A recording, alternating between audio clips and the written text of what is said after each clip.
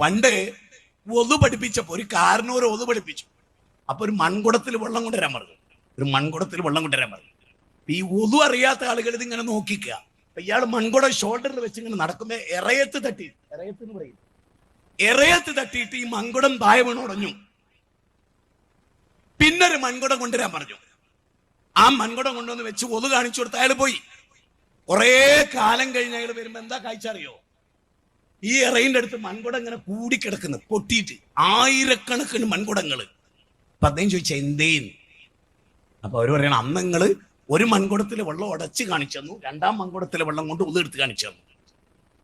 ഇതാണ് നമ്മുടെ APEK Sunni. തലല്ല, work ചെയ്യില്ല. എന്തിനായിരുന്നു ഇത്? അതില്ല ചിന്തല്ല.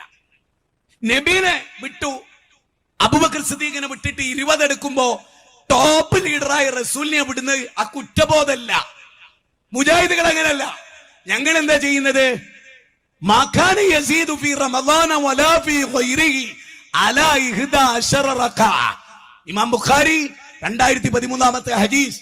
ഇമാം മാലിക്കിന്റെ മുഅത്ത 311 ഡോർ 313. അതിലെന്താണുള്ളത്?